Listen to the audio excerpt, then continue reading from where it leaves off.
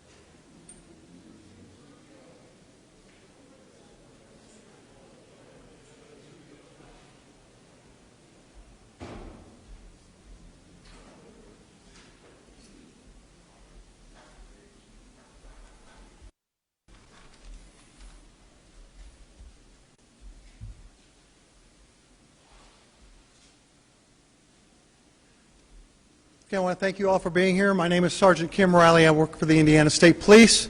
Before we get started, I want to do a few housekeeping deals. Make sure you've got your cell phones shut off or put on vibrate, please. We don't want them going off during the conference. And if you do need the restrooms, or go down these stairs here. And basically, the women's is at this end of the building, and the men's is at the other end. So it's quite a walk for both ways. So just be aware of that. We want to thank you all for being here. I want to thank the Carroll County Commissioners for letting us use this building in this room down here. I would like to introduce you to the Carroll County Prosecutor, Nick McClellan. He will be the main speaker today. He'll be the one that you'll be talking to or be talking to you. But the other people standing up here, I want to go from one side to the other here. We've got Sheriff Tobe Lesenby on this side. Then we got Chief Steve Mullen with the Delphi Police Department. And we have Superintendent Carter from the Indiana State Police, and the FBI SAC, Danny Yamara, right, oh, sorry, right there. Nick, would you like to come up? Sure.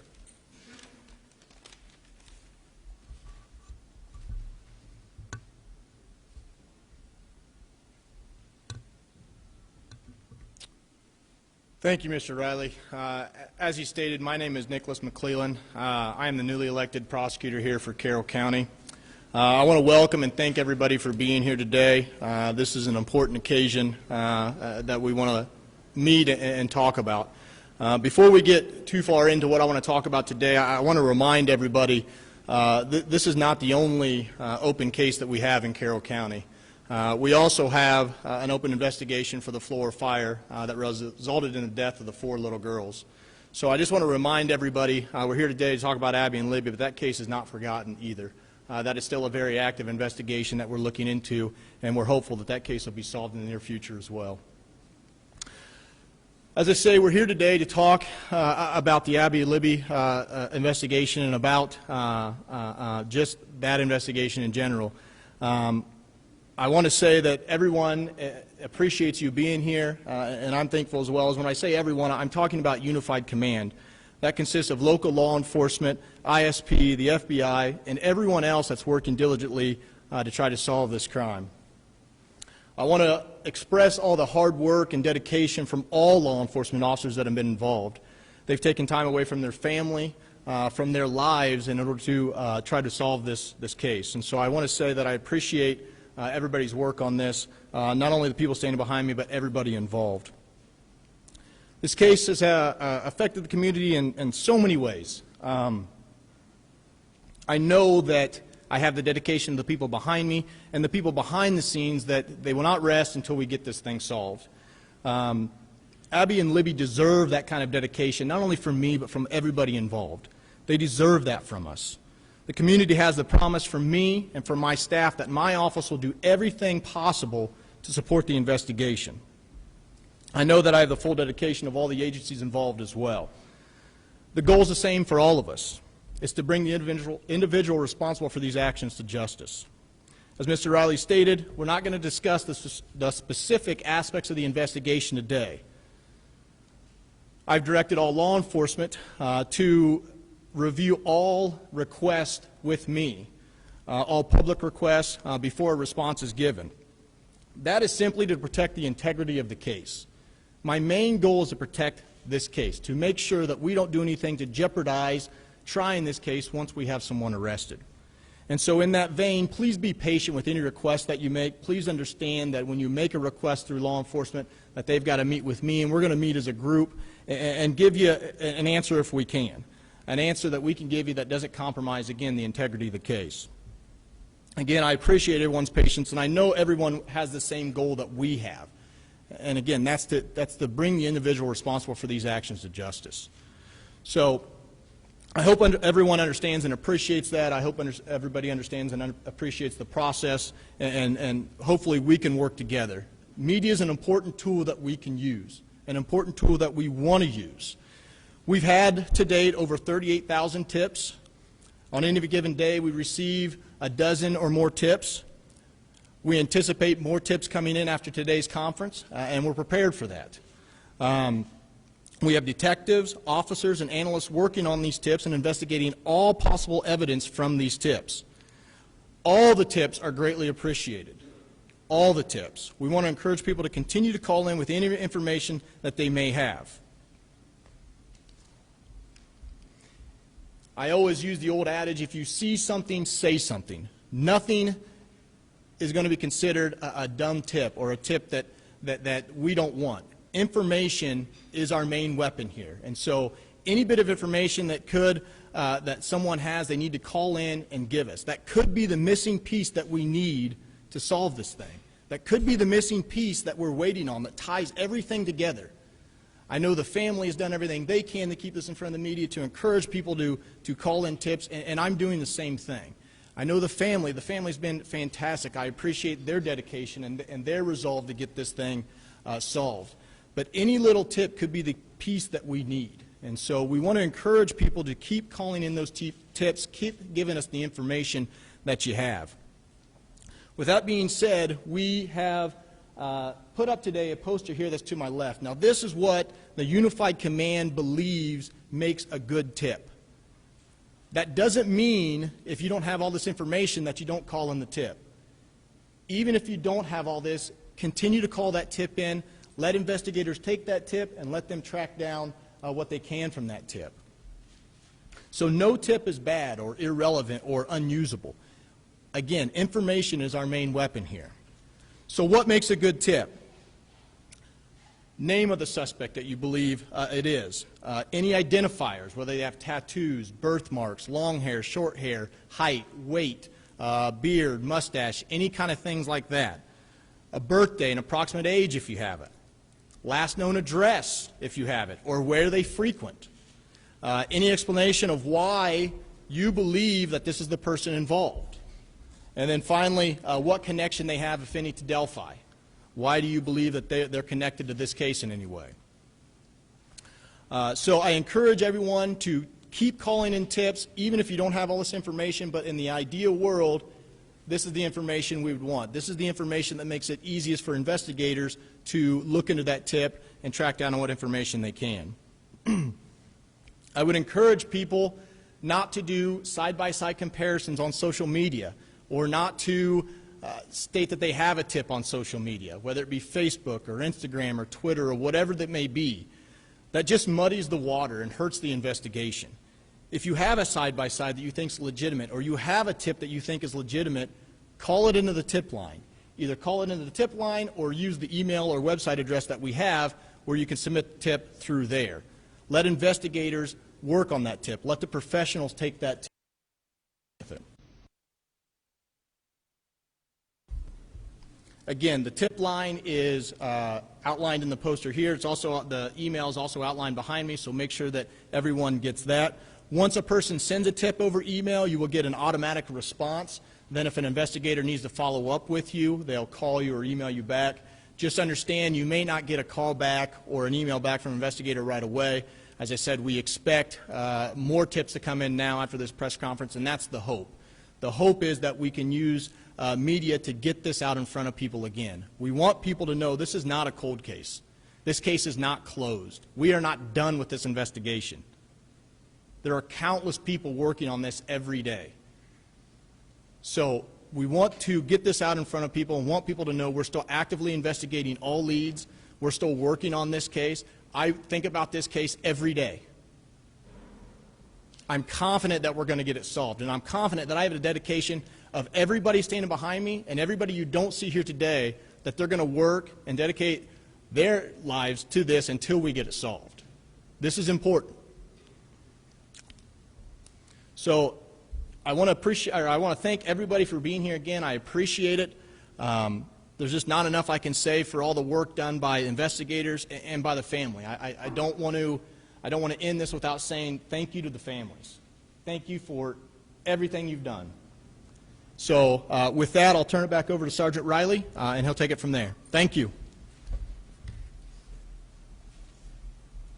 Thank you, Mr. Prosecutor. One thing we do want to push is we really would rather you use email to get the information and to get that out to the investigators and let them go. So please, if you can, use the email address. That's what we prefer the most. We got a few minutes here for questions. If you've got a question, yes, Raphael. Sure. Yes, sir. Good afternoon. As the newly elected prosecutor, having a chance to look at the case with a new set of eyes, have you directed your office or the investigators to take another look, or have there been any instructions from your office to, as you have a mountain of information, to how to proceed with this case in light of the fact that you have 38,000 tips and counting? Right, and so I don't know that that's my role to tell the investigators how to investigate the case. I want to be more of a support to them. If we have a resource in my office that you can use, I want to make that available to them. Having said that, I think investigators constantly relook at evidence every day. Is there something I miss? Is there something else I can do? So I think that's constantly going on, but in my opinion, it's not my place to give direction to the investigators on how to run the investigation. I just want to be a support for them with anything that I can do through my office. Is the reward a factor at this point, or is it expanded? Can you repeat the question? I apologize. Is the reward being offered, is that a factor at this point? Well, the reward is still there. To my knowledge, I don't know the exact amount, but I think it's around $225,000. So the reward is still there. So I think that is still there available. Out of 38,000 tips, how many of them meet those criteria? That I can't comment on. Can you give me a ballpark? No. Superintendent, how are the detectives holding up? How are you holding up? You have taken this, I think, personally, at least that's from your comments you've given us before.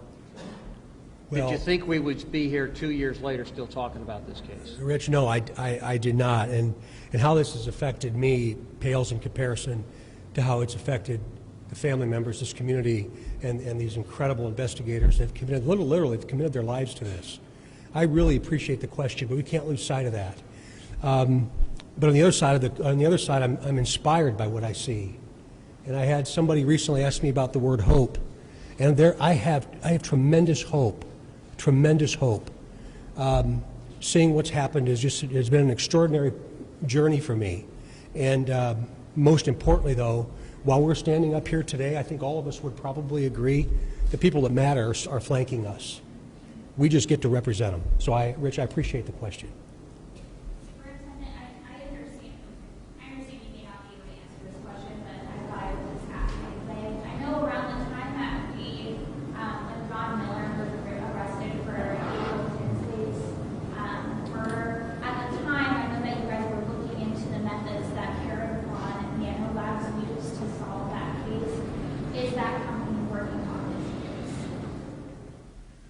Well, first of all, we're not going to comment on what we're evaluating and analyzing, but there's always an analogy to some other situation, which is good. And we can turn that into a very positive, and I appreciate that. We can turn it into a positive because every time that happens, it causes these extraordinary folks that are doing this work to reset. That was asked a little bit ago, and not necessarily a reset of the entire thing, but it causes them to take a step back and think, okay, maybe there's something connected to that 2, 3, and 4 steps away, maybe. So as technology continues to evolve, we certainly hope one day that we can show our complete hand to this, but today's not the day to do that. Superintendent, on the issue of hope that you mentioned, sir, Yes. the April Tinsley case was solved last year after 30 years. We saw also last year in California, the Golden State Killer after 40 years. Right. Social media plays some role in this. Social media can sometimes hamper your investigation. How do you put this in context? Will these families be waiting 30, 40, 20 years? Can you give us some idea of how tall? I know you wish you have the answer, but you don't. When you see those cases pop up, how do you put this in perspective? Very personally, I take a walk on the trail. Functionally and professionally, I'm confident it's not going to take that long.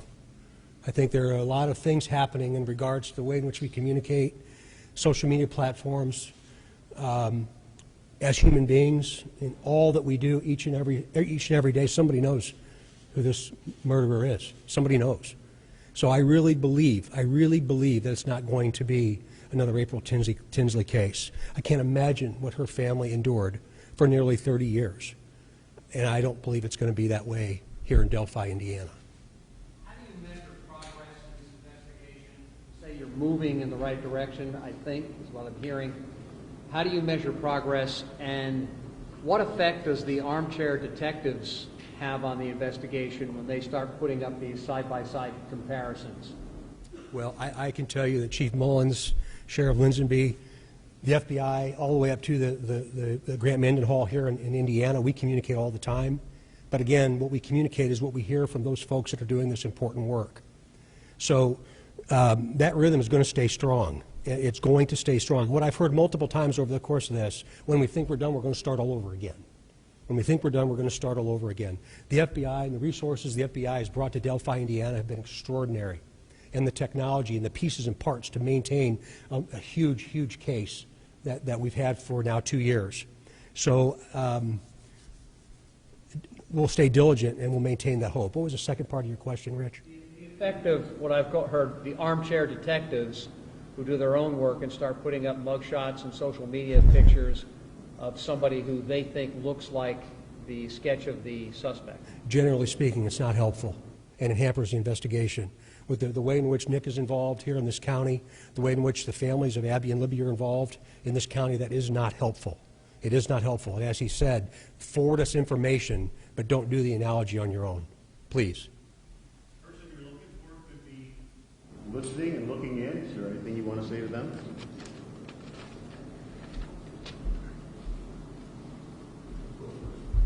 Thank you. Well, I guess I'm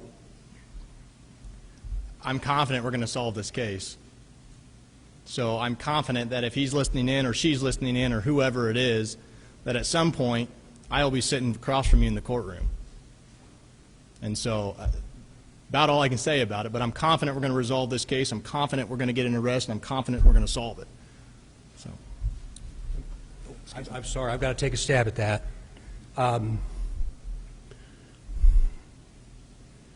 It's the first thing that my simple brain thinks of in the morning, and it's the last thing I think of at night, and I know I represent everybody else that's dressed like me today. If you're watching, we're coming. If you're watching, we are coming. This county of Carroll and all that has happened here and all of the sadness associated with this county is unacceptable in a civilized society. But the flip side of that is look what's happened in this community because of these tragic events. I mean, the unity and unification and what's actually coming of this and the positivity associated with human interaction is really something to watch. But if you're watching, as Nick said, I hope that I am able to stare him in the eye and ask him why. Because at the end of the day, the two behind me are the ones that matter the most, then the family, then this community. Superintendent, there's been a lot of information that has not been released. Cause of death, at the time of death, DNA that was extracted. At any point, do you feel like you're going to answer those questions? At this point, we don't want to comment on anything about the investigation. We're here to focus on Abby and Libby and focus on that, look, this is not a closed case. And again, if someone has a tip for something, call it in. Let us investigate it. And again, this is what makes a good tip, the poster here behind Sergeant Riley. If you don't have all the information, it's okay. Still call in the tip. But I don't want to touch base, or I don't want to talk about the specific aspects of the investigation at this time. Can you talk about why that's so important that you guys keep that information close to us? The main reason is for the integrity of the case. Right? At some point, this case is going to go to trial or come to the courts, and we need to make sure that the integrity of the case is solid. And so that's the main reason. Two more questions. So, Mr. Prosecutor, just to be specific, my colleague asked, we know that there's video by a heroic young lady in Germany. Is there a reason why you will release the video of this gentleman, the suspect, and make sure more of his gates or what he's doing? Is there a reason why you're not doing that in an effort to protect the case? Can you just put that in context? I know you can't talk about the evidence, but we know it exists, so can you at least address the evidence? Well, unfortunately, and the fear sound like a broken record, it kind of falls in the same category, and so I'm not going to comment on that at this time. Again, I want to focus on kind of the things that I talked about today and just let everybody know that the dedication to solve this thing is here. It's not only here in my office, but here behind me and everyone supporting this investigation. And so I don't want to comment on that. I want to focus on, the fact that we've gotten tips, we keep getting tips, and we hope to continue to get them until we get this thing solved. So. One more. State Superintendent mentioned that the FBI has brought great resources to this investigation. Could the FBI discuss those, or the FBI doesn't comment? I apologize, but no, we won't discuss anything regarding this active investigation. But we do provide any and all resources we have to support and advance this investigation. So can you at least, I know you can't talk specific, can you use on global terms, what that looks like, what that means? Any resource that we are capable of, whether it be technological or investigative, we are applying it, and we do it every day. That's all I can tell you. I'm sorry. We want to thank you all for being here. We appreciate your time. Have a safe trip home.